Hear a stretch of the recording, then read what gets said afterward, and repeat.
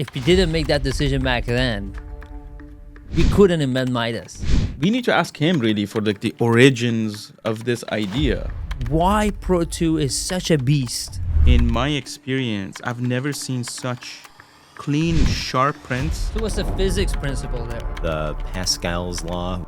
What about the experience of it? What is it that we've learned over years? Internally, when we print with it, it's really mind-boggling what you can get out of it. How was the feedback so far? You guys want to share some of that? I haven't heard anyone even report a single print failure so far. We're not limited only to Crown. Oh, no. That's just the starting. So what problem does it solve? This path of industrial design that we took on Pro line has been all about evolution. What's the difference between a ceramic crown on Pro 2 versus Pro S? So that level of industrial grade 3D printers is now at your fingertips. Which one do you want to start first? MIDAS. MIDAS. Pro 2. Pro 2. Okay, let's go MIDAS. Whatever, Yeah. which one? First doesn't off, matter. how the hell we came up with the name, guys? You want to share the story, Haas? Names? Oh, name name of MIDAS. Oh, just that one? Yes. Because names are a thing at SprintRay. We never... Till the It's night never of launch. figured out. It's Yeah. a war every Okay. time. Right before shipping, it changes. MIDAS. I think this was the internal name. This was the R&D name that Tim Tian, head of R&D, in that moment when we started the project, he picked for it. And we just stuck with it because it made sense. MIDAS touch is what turns everything into gold, whatever it touches. And I think it's a meaningful, nice name for that product because we know how much printing restorations matter to our target customer, and it really is the bread and butter of every dental office out there. So the MIDAS touch is really good. It turns that liquid resin into something that gold. is very precious. Yeah. So when you go to the domain midas.press, Uh-huh. you press the button, and it shows the MIDAS for you. So we bought Beautiful. that domain, actually linked it. Did you know Oh, that? nice. I had no idea. So it's actually not working now. Oh, yeah. I don't know why it wasn't working. It broke. But let's get it started. How did the process of inventing MIDAS begin? Talk about Jing's genius and how long it took us to turn it into a product. Sure. I remember that back in the day, early days, didn't he hack a Moonray to have it like turn and like have ceramics in The it? ceramic drum. Yeah. Yep. So it was there. We did print many ceramic stuff back in the day, but it wasn't tooth. It was just like tiny Ceramic shapes parts, and yeah. ceramic parts in general. But then it was very hard to use. It was difficult to maintain. You have a picture of it? Send it to me so I can show it. Oh, no, don't worry about it. We'll do it later. Yeah, it was in our presentation at 3D Next. 3D Next. Next, We yeah. actually talked about that and we showed it at the end.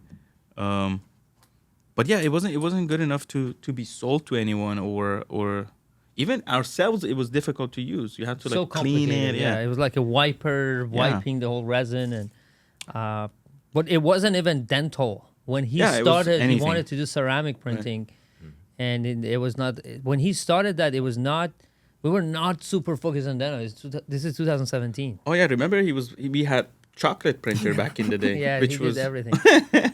that was a good one. I mean, we may need it today because then you can take it to customers and get cavities and And then come back and print teeth. for them. correct. Yeah. A dentist invented cotton candy. It's job security. So, when was it that Jing shared with you that I have this concept?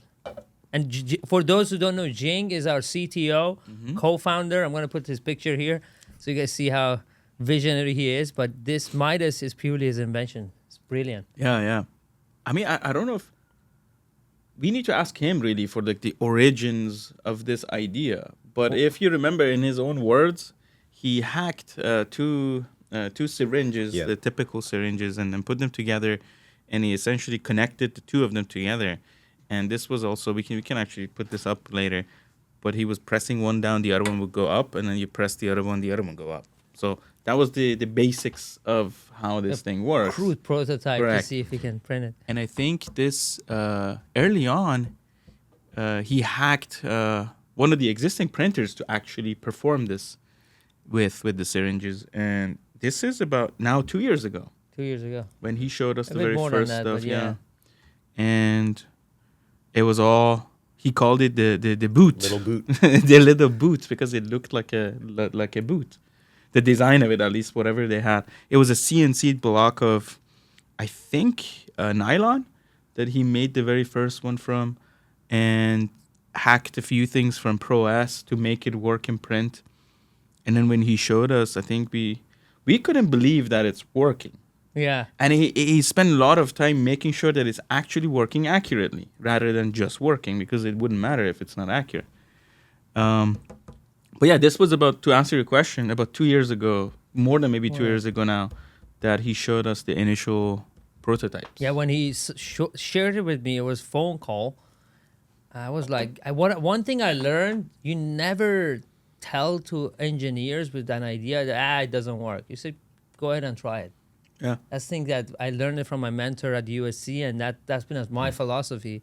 So it seems strange and grossly optimistic that this thing works. That this would work accurately. Let's give it a shot.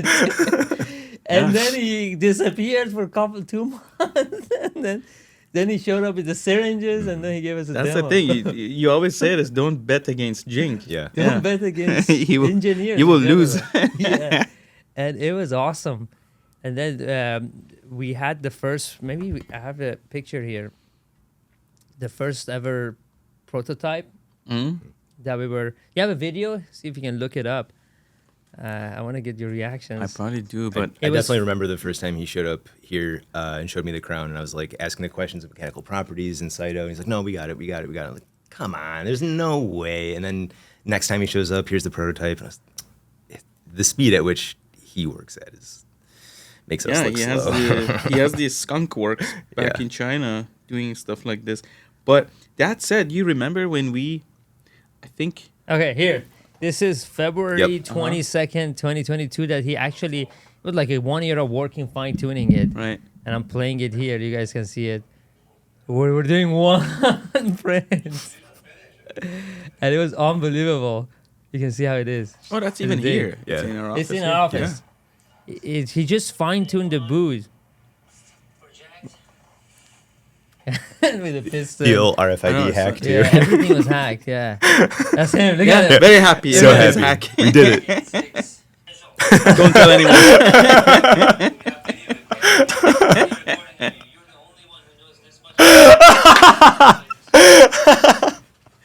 He's like nodding. He's like, yeah. We gotta put this on the screen later for people to Yeah, see we it. put it on. Put that on the patent, too. So you can show it, right? Sync the audio and show it, Jamie. But yeah, overall, it was very optimistic. This thing worked, but it worked. It was phenomenal. And then when we built I think I have the video of when we actually build the first prototype. Remember that? When was it? March? The first prototype, not the engineer. January. It actually looked like it. January of 2023, he showed. Yeah. We sat down. I remember that day because there's like good pictures and documents from that day. That him and I sat and talked about how do we design this, now turn it into a product, do the industrial design. Those were like the days that we were deciding whether or not we should put a lid on it or just keep it open frame. Yeah, I'm glad you. And everybody was like, keep it open frame, don't put anything on it. So Mark, maybe you share here. How does it work? You explain the tech to our audience and viewers.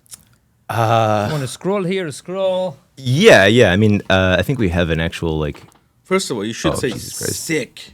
Sick. Very sick. But now go ahead. All right. I'm obviously a Mac idiot, but here we go. So we've got, it's a printer, the DLP projector, 385 wavelength. So we have extra resin control, extra control over the light compared to 405. It allows us to print with more advanced materials and print them better. There's 3 compartments. You put the capsule on the compartment, and right here you've got, here's resin on this side. Don't press, just touch it. Yeah, resin on one side. Are you really that Mac inept? Yeah, I mean, Come on. you know, I use real stuff. So the red part comes down. It pushes resin into the chamber on the right. As that resin's getting pushed in, the projector's flashing the layers just like our other printers. And just from pressure alone, the platform comes up with the crown. So when you're done, you basically just take that capsule out, lift up the black piece with a little handle on it, and there's the crown, just like you see on screen. Right. It really is that simple. I mean, if you have ever used a Keurig or an espresso or something like that, I mean, that's the concept. So what's the physics principle there? The Pascal's law, which is like pressure equalization, basically. So we have two cylinders that have material in them, and they're basically sealed. So pushing on one cylinder pushes on the other cylinder. Yeah. This is the Pascal principle.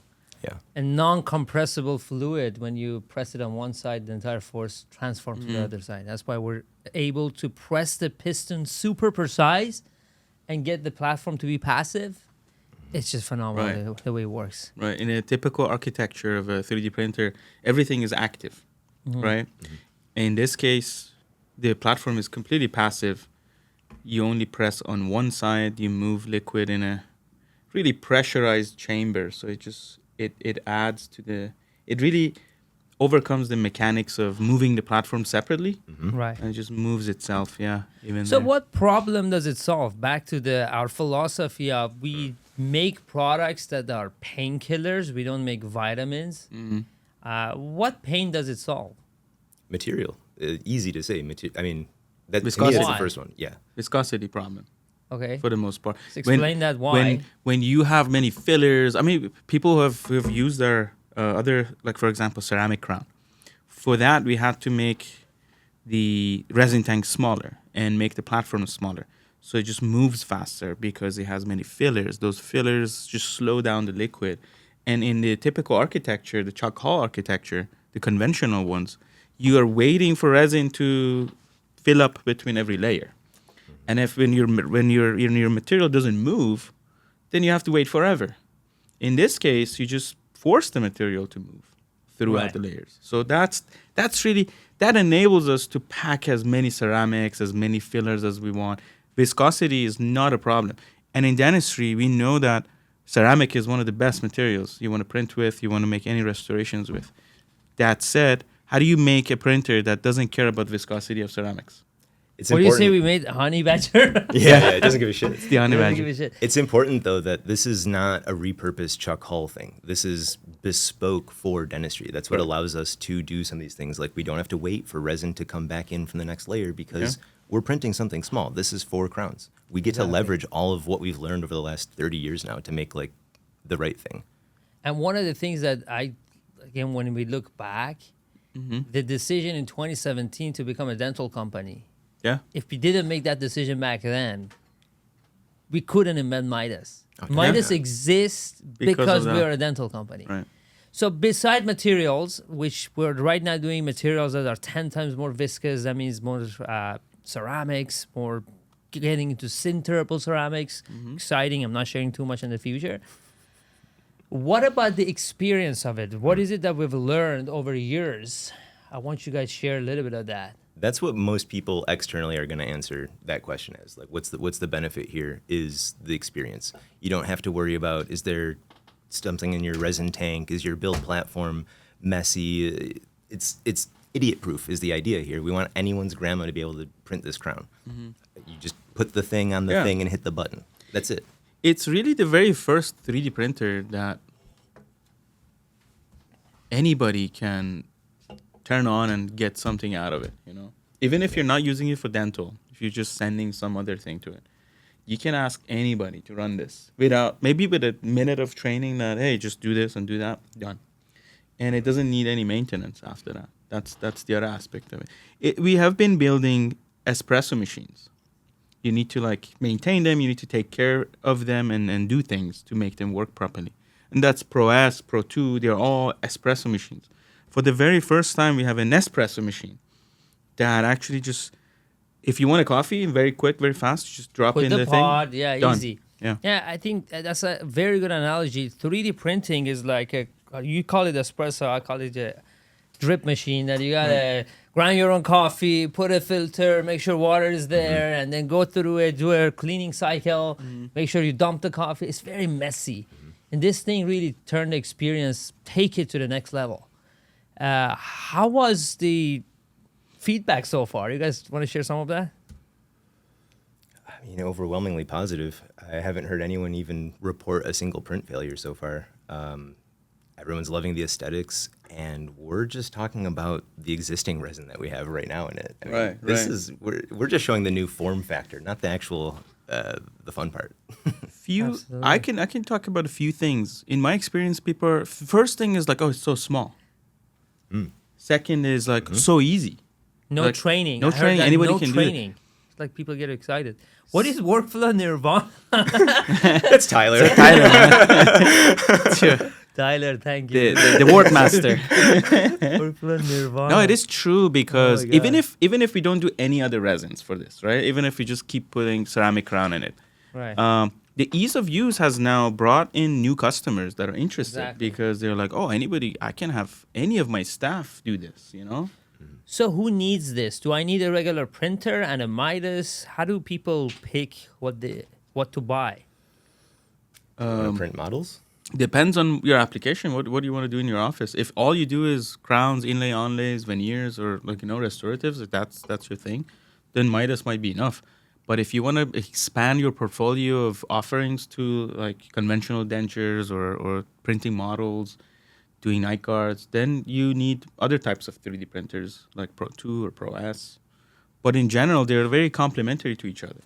You can use Pro S and Pro 2 for doing restorations too, but then again, it's like using your espresso machine for everything. But when you want to make it, especially when we go to very highly filled materials that the Pro 2 or Pro S cannot handle because of the thickness of the material, then you really feel the need for such a device to deliver a different level of aesthetics, mechanical performance, because the material can just deliver that. And again, ease of use. Very easy to use, very low maintenance, very reliable. Mm-hmm. The machine is just, we have had the machine for over a year now, in our R&D room. Never quit, nothing happens to it. You can't even break it, like even if you try. It blows my mind how often we grab the handle, which isn't a just handle, move it around. and just move it Do around. we have and one here? No. That'd be a good idea. So what else do you guys want to share about MIDAS? You want to move to Pro 2 or? But here, does anyone have something like that? No, look, do you want to share your story with Ivoclar at all? The very first time you took it there? Yeah, I think that's a very cool story because that really gave momentum internally. Yeah. When that happened, I think I remember this clearly because I was so happy that, honestly, we got to work on the iPhone of this industry. And I internally told you guys, I was like, this is the fucking iPhone. Like, if whoever is working on this, they're going to remember it for the rest of their lives, that this is the thing. Yeah. It definitely rallied a lot of people. I think, like, internally, people were not getting the bigger picture because it's like, this is a different vehicle for a ceramic crown. Like, what's really the point? It's like, you got to understand that there's these 100-year-old companies in the industry who have been trying to print the materials they've been making for decades and decades and just can't. You just can't. You can't just take a filler and slap it into a resin and just print. No, you can't. Yeah. Absolutely. Yeah, that trip, I've been wanting to get in touch with Ivoclar for probably 5 years to get them to make materials for 3D printing, probably the best material company in the world. But nothing grabbed their attention because every other products we had was another 3D printing. They're the best that we built ever in terms of performance reliability, but to those guys, it was just another 3D printer. So first time at IDS, I met the leadership team last year, and I explained to them in concept because not even concept. I told them we have a machine that can do a lot of stuff, and it was very abstract. Yeah, we didn't have anything in that moment. We had the prototypes, but we didn't want to show it. You couldn't back show then that. yeah. Yeah. So we waited till we built the first DVTs, right? Correct. Yeah, the ones you took were EVT. They were actually before DVT. What is EVT? EVT is engineering validation. Yeah, Right before it's one DVT. of the EVT units, but it looked like the final product. It looked fantastic. It was awesome. It was looked like the real thing. Let me open a parenthesis here. When you have, I told Jing too, I was like, dude, when you have a great idea, like to this level, genius, designing around it is just so simple. So from day one, it looked great. It still looks great. And it's like, you wouldn't do it any other way. You would do it this way. Yeah. So compact, yeah. So I took it there and we set it up in a very nice way. Put a big box on it, huge box. Then I did a mini 3D Next. I showed the problem statement, all this stuff. Then we unveiled it. Then I'm like, Tiny. but the team is very technically savvy, and it was one of the things that excites me about Ivoclar. From the CEO to CTO for all the product managers, they're like us. They're very deep into the tech. They get it. They respect technology. They looked at the patent. I remember the CTO looked at the patent, like, genius. He picked it up in like 7 seconds. It was awesome. But yeah, it's a partnership about building more materials for the SprintRay ecosystem. Yeah, we have created a springboard for material development. Exactly. That was not there before. So sky's the limit now. Absolutely. Yeah. So when do we ship it? So yeah, we originally it was slated for Q4, but now we actually are pulling it forward a little bit to see probably Q3 or mid Q3 or end of Q3 Amazing. as quick as we can. And it's been really good. Again, the machine has been very reliable over the past year that we have been looking at it since we got the DVTs and EVTs.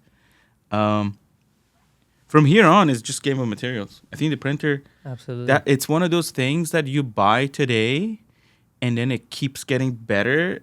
I mean, software aside that we do software updates, but then with new materials coming in, it's just that machine is going to gain more momentum over time and become actually more precious in every office. Very true.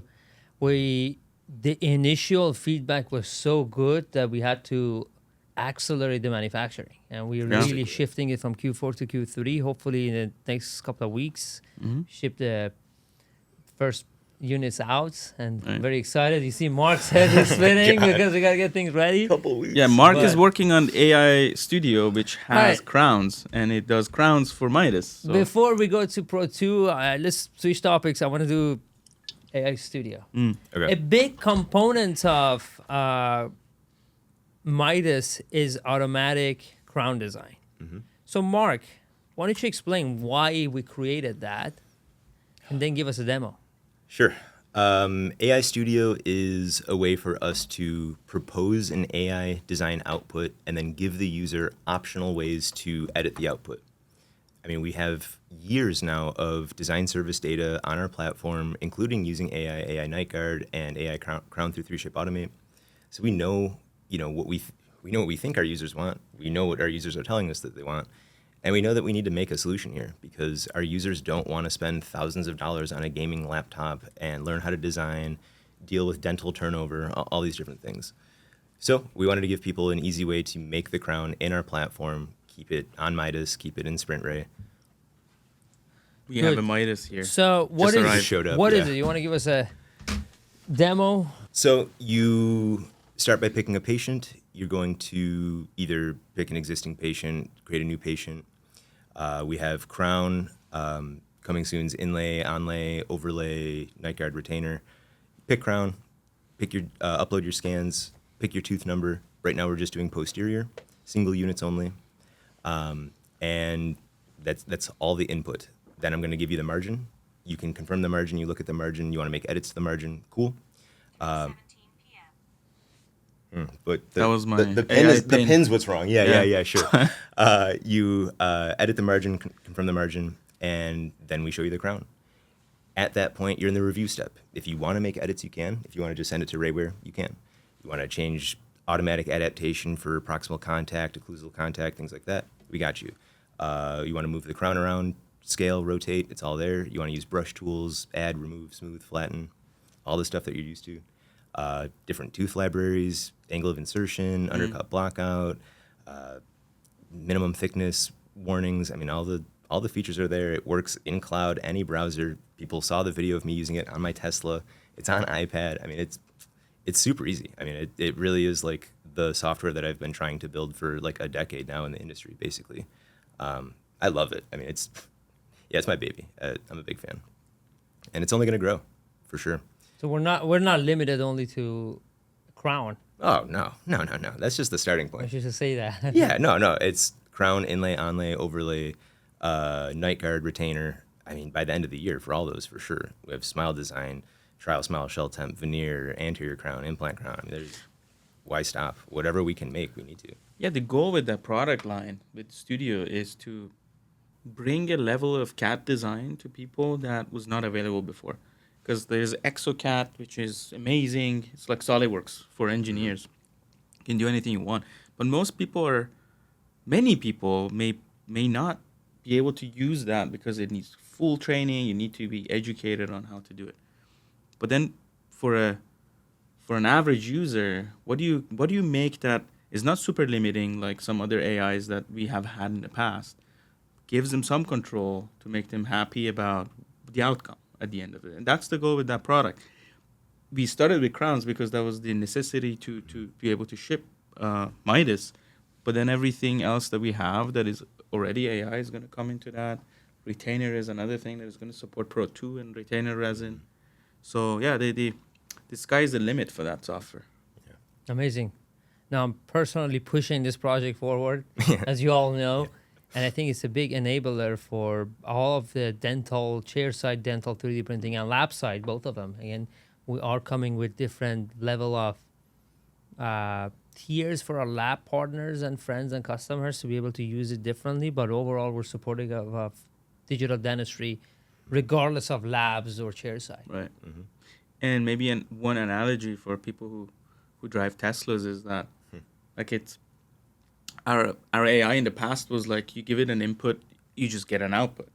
Right. But this thing is like Tesla Autopilot. If you don't like something, you can just take over the wheel and adjust it and then continue. Yeah. Very nice.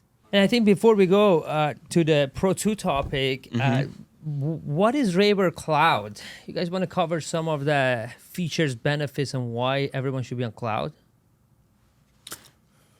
Well, I mean, the automation is a no-brainer. I think that's one of like you mentioned painkillers. When I think of like our software painkillers, I think of scan to print workflow is one of our first real big painkillers.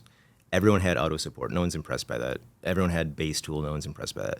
But to take a scan and not need your user to spend 30 minutes in MeshMixer learning how to do this and then teach the staff, like, no, you click a button and here's your printable scan. That's really important. That's a huge painkiller. It's a huge automation piece.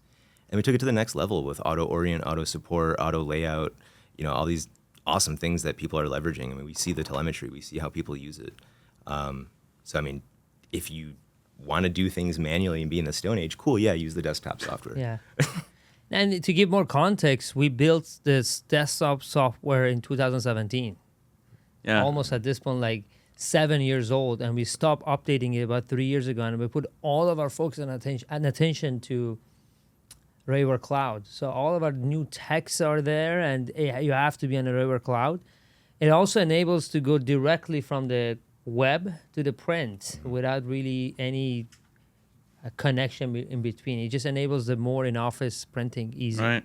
It really does. The thing that I think it's not very obvious is that our devices are all IoT, which is a separate category of putting your device on the same Wi-Fi network, which used to be what we did, which means it doesn't matter which network you're on.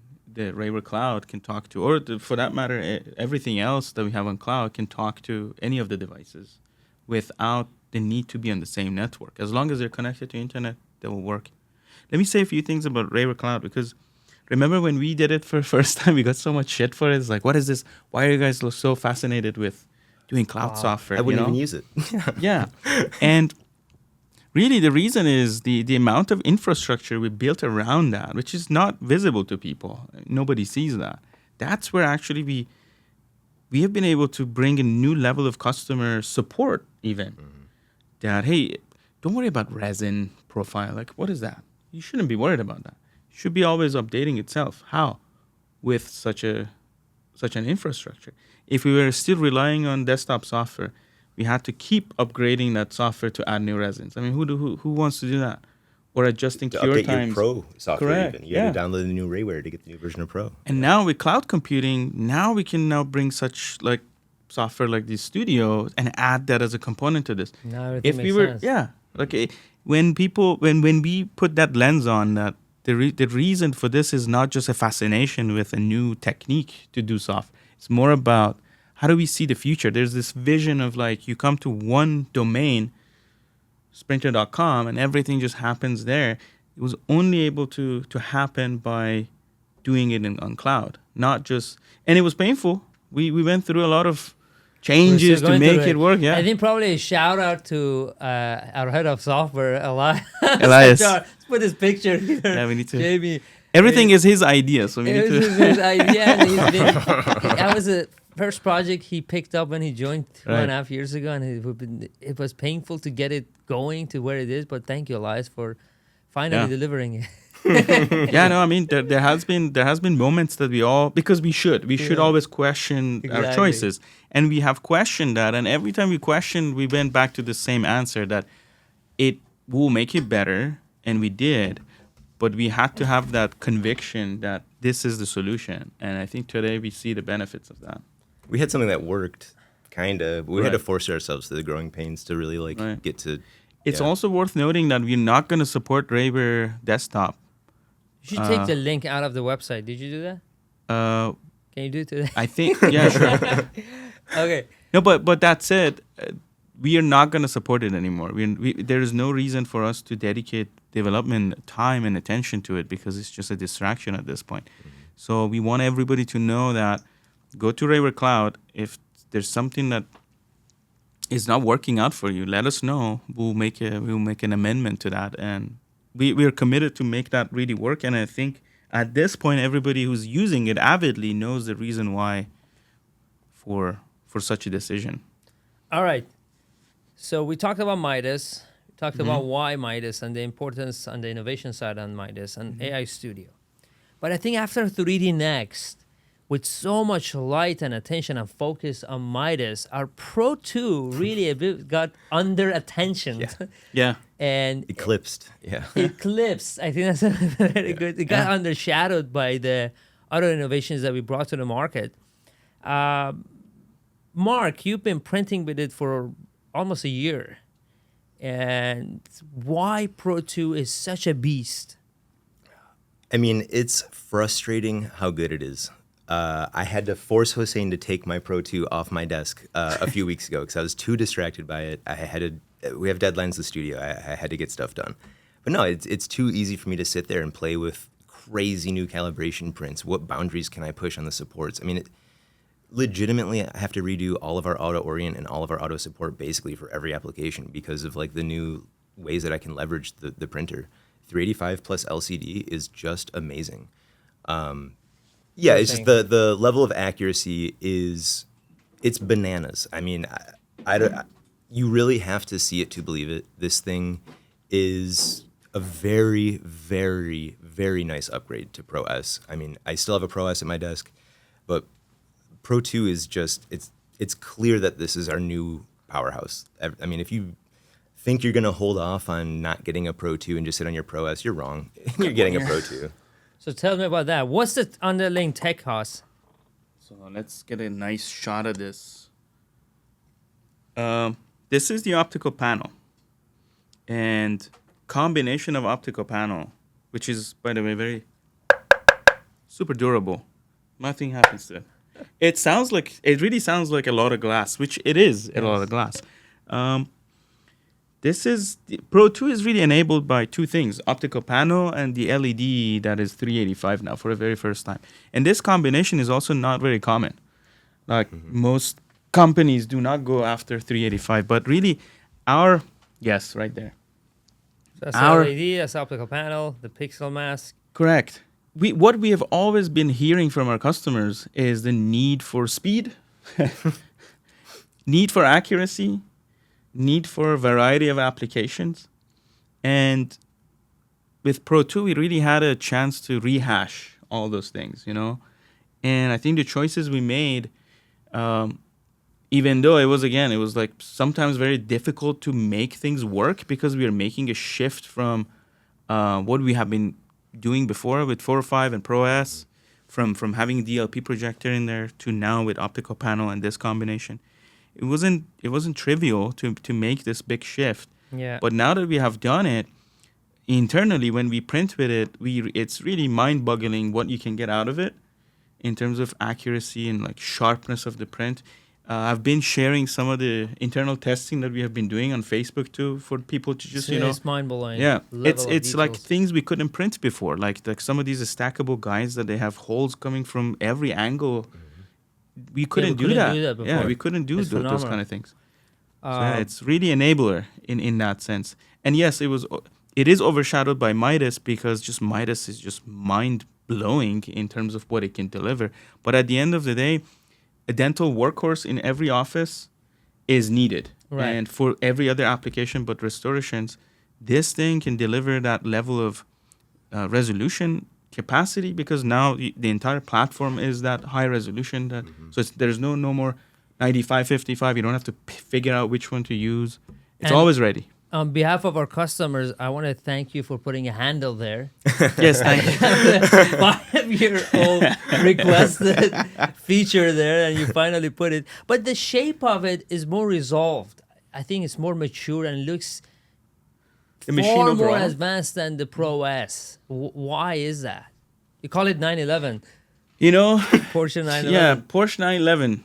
Because if you look at Porsche 911, even iPhones or MacBooks, you see these products are not, their design is getting refined over time rather than completely changing it. One reason is we have a customer base that is used to use Pro and Pro S. So, and if they like using it, why wouldn't you just completely change it? Instead, you improve it, you refine it instead of going out and like re-architecturing it from the ground up. And yes, this is the other thing about industrial design. You know, Pro was designed in 2016, 2017, the original Pro. 18 or 17, yeah. No, it came out, 18. yeah, but you're usually Yeah. 1 year, 2 years behind Yeah, on 18 the came out. announcement, right? So it really started back then.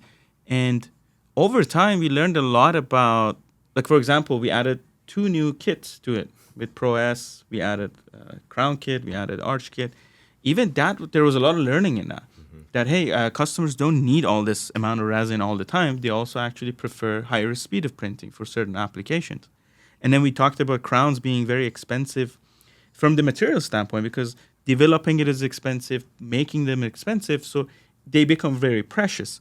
You don't want to just pour the entire thing into the printer. You want to use as much as you want. So this path of industrial design that we took on Pro line has been all about evolution and just refining it, slowly refining it and getting it to where it is today.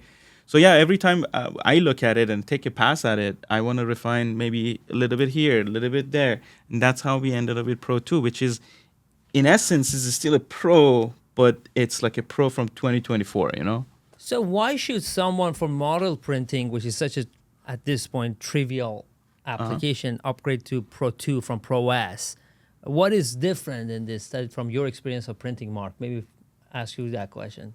I mean, if you're printing on supports, let's actually just start there. If you're printing like vertical models supported for like a build platform full of suckdown models, there's no way that you want to print on a Pro S compared to a Pro 2.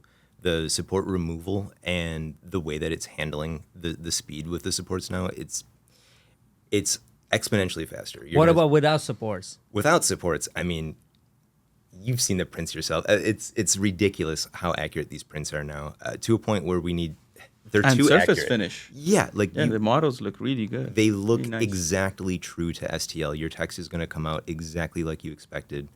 I mean, die to model fit, crown fit to the removable die, like everything's there. You want to do crazy like study models for a stackable guide and surgery and gingiva mask and all this, go for it. Like now it's time to do your really, really, really tough models that you thought you needed a carbon for. And our new dental model resin. Oh, it's so good. Yeah. Why? That's a nice one. I mean, unfortunately, this resin's been in development for a very long time. It's basically been a lot of fights over what colors to make the tan and gray. And after refining and refining and refining, I think I love the colors of the tan and gray now. They're slate and stone, but it's really beautiful looking resins. They have a nice matte finish, and combined with the Pro 2, I mean, it's We're butter. shipping it already, right? Correct, yeah. It's shipping. So what else? Retainers. This is only on Pro 2. I hope so. Exclusive, yeah. Is it? Yeah, because of the wavelength, the Okay, way it is, only okay. works on Pro 2. Good. What about like crowns? What's the difference between a ceramic crown on Pro 2 versus Pro S? I think just, again, combine that level of resolution, that how many pixels we have packed into optical panel, combine that with 385 and accuracy of that, everything is elevated. from any application Yeah, but you try. what difference do they see between S to Pro More 2? accurate, better anatomy, more defined anatomy on that. You'll see Pro you'll see a 2. better knife edge margin if you're doing like a no prep veneer, if you're doing Right. like a shell temp, eggshell provisional, like these hyper thin appliances that only the ballsiest of dentists are printing right now anyway. I mean, it's going to print just fine. Like you're in a new world where you should be doing this for sure. Yeah. What about hybrid dentures with Onyx Tough 2? Oh, it's just This is one of the biggest misses that we did at 3D Next of not bringing more hybrid denture prints. We brought 2 or whatever, and Yeah. I mean, everyone that we showed the hybrid denture print to on supports, they're just like, "Oh shit, I'm buying one right now." oh yeah, it's unbelievable.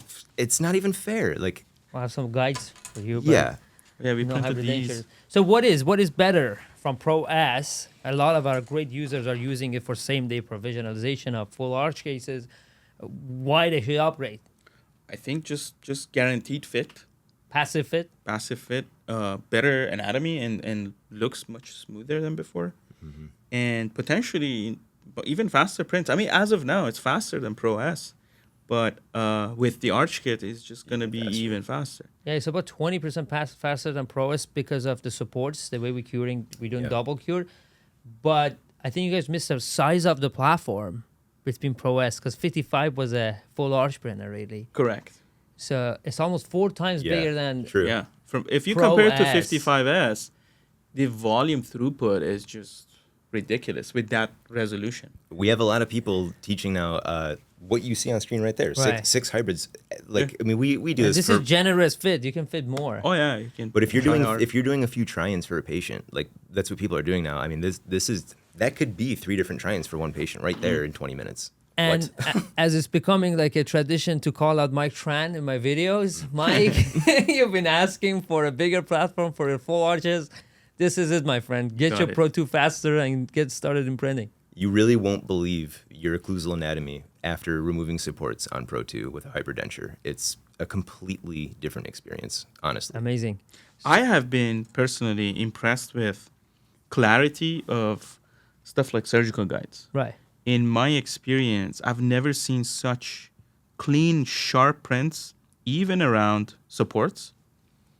Because surgical guide resin really shows all those things. It's meant to do that, right? It's super precise. And then when you see it, you're like, was this molded or printed? You can't even tell. I have a really good picture under the microscope that we can put on here where it's like I have surgical guide from Pro S, surgical guide from Pro 2 compared side by side in the microscope. It looks like one of these was printed on carbon and one of these was printed on, something else. Like Right. it's just like So that level of industrial grade 3D printers is crazy. now at your fingertips at a completely different price point. remove a couple zeros, yeah. Also, Haas, I want you to also highlight the heated build plate that Mm-hmm. is patented by us. It's not dumb. Why did we do that? And is it also available on Pro 2? Yes, yes. All the good things we learned about Pro S and Pro are now in Pro 2 for sure. Okay. Warming up resin really helps with movement of resin because you reduce viscosity. At the same time, just improves overall print quality.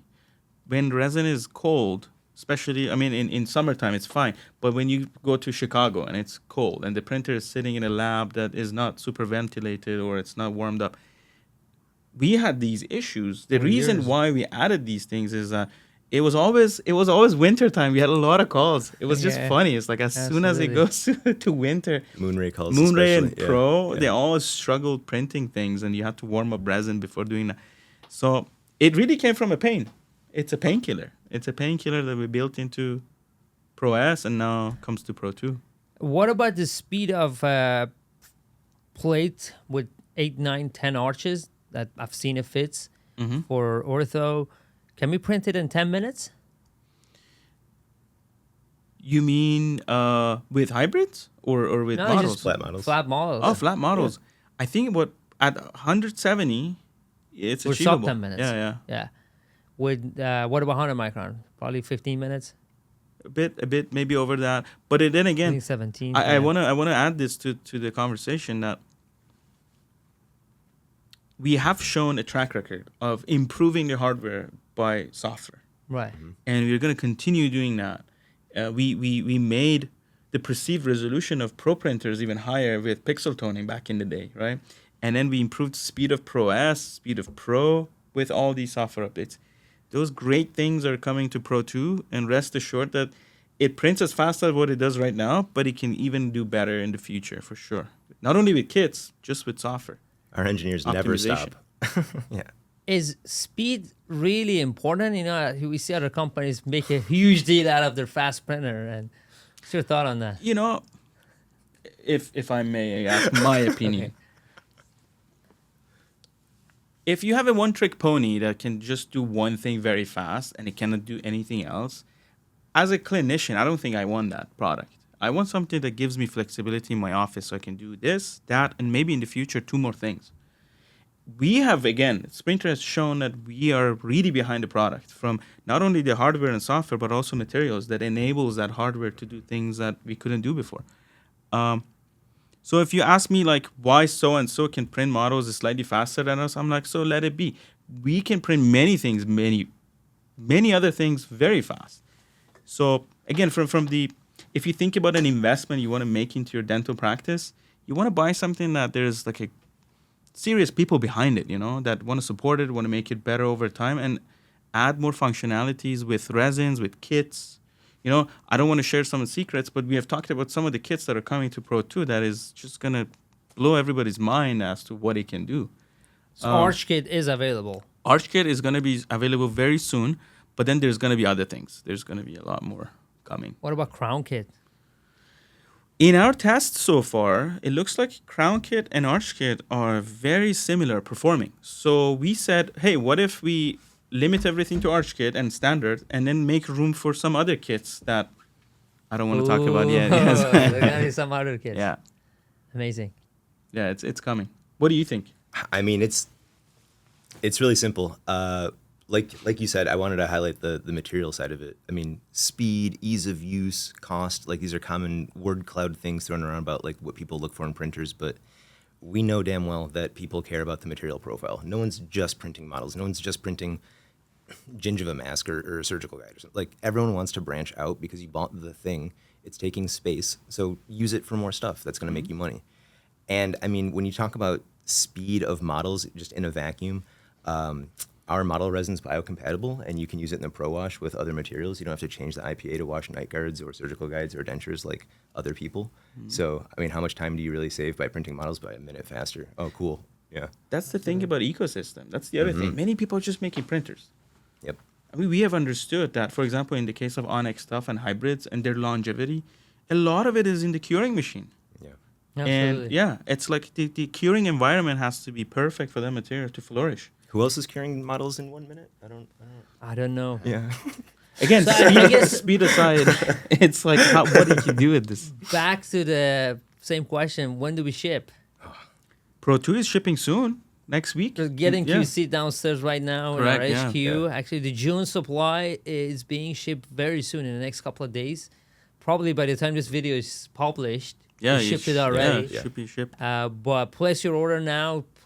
Save your spot on both MIDAS and Pro 2. They're very on hot demand and high demand. It's going to be a lot of FOMO. People are going to see Wally and Shao posting their fun stuff, and they're going Exactly. to want to Yeah. play along. Yeah. Wally texted me yesterday. I was talking to him about they're at the True Abutment Symposium, and we have sent, I think, 1 or 2 Pro 2s over there.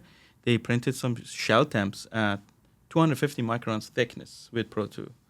And his word to describe it was epic. Epic prints. What resin? Amazing. Yeah, Onyx stuff too. Onyx. Nice, Stuff nice. too. Yeah. Cool. So I'm not gonna open up material topics in this episode. Probably Mm-hmm. we're gonna sit with Steven and have fun on that. What about future hosts? Wrapping the podcast. How does the future look like for SprintRay hardware technology? I think hardware, software, our commitment is to workflow. We want to make the workflow easier, more accessible, faster, more convenient, whatever helps that. And we think we can add value to that workflow by doing something for it. We will definitely engage in doing it.